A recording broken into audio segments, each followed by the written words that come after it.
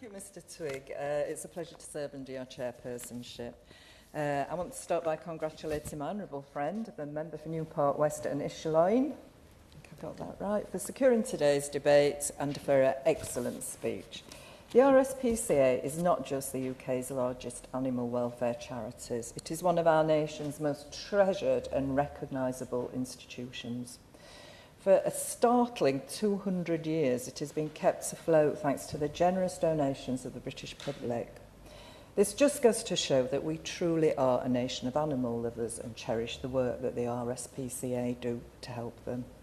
Their work stretches across every part of the country, and I am so looking forward to visiting my local branch on Friday. It's a shame that the life of an MP is not more compatible with pet ownership, otherwise I would not be leaving there empty-handed.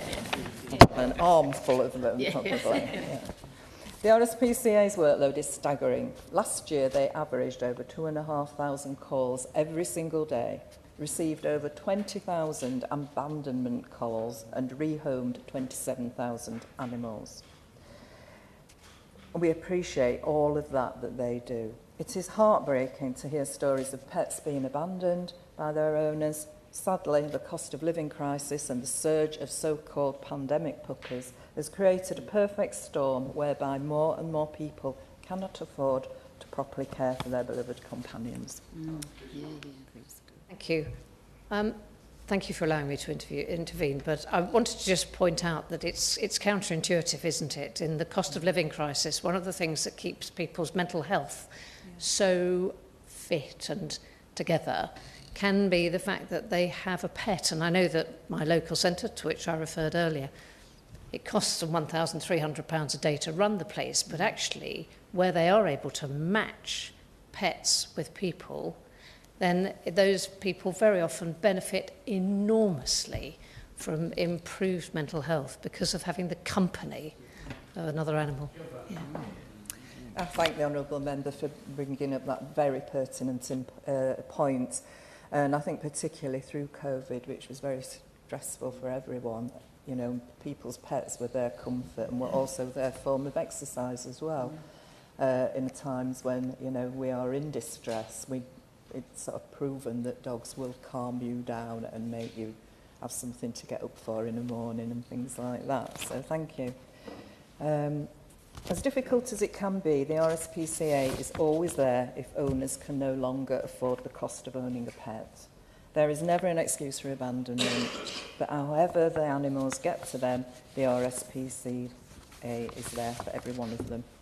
As an animal lover myself, and having adopted a dog, well, my father adopted a dog for me when I was a child, and having adopted a cat some years ago, particularly when I adopted the cat, I was really surprised at the thoroughness of vetting, if you like, of us. And most certainly we were interviewed.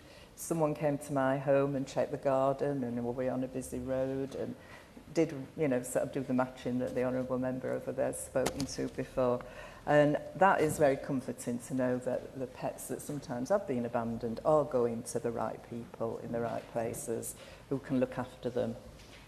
Looking after a Chihuahua or a Great Dane is a very different thing, I would imagine, not having had either, but I would imagine there are different focuses and different housing abilities to do that. The ban on puppy and kitten smuggling is long overdue. The previous government dragged their feet on this for far too long, and animals have suffered as a result. I look forward to hearing from the Minister about his plans in the area. I also welcome our manifesto commitment to work towards the phasing out of animal testing. Animal testing has been vital for many of our most important scientific and medical discoveries, but technological advances mean we can look forward to an age where it is no longer needed. And I hope the Minister can today outline the way forward for us.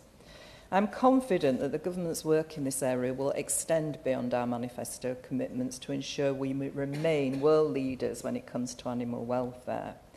Given the RSPCA's expertise in this area, we must listen when they call for legislative changes.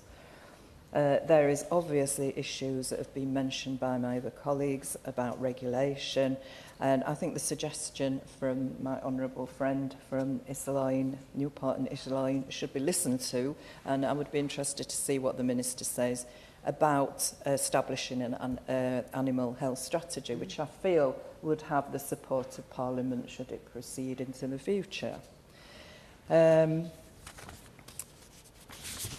again want to thank my honourable friend, the member for North West and Isherloin, and I've said it so many times now that I will be able to remember it, maybe, for giving us the opportunity to celebrate 200 years since the RSPCA was formed.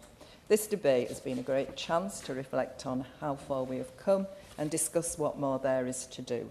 And I look forward to seeing real progress in the years ahead. But most of all, I want to thank all those associated with the RSPCA, the donors, the workers, the board members, the fundraisers. I really want to congratulate them and wish them a very happy 200th birthday this year. Thank you.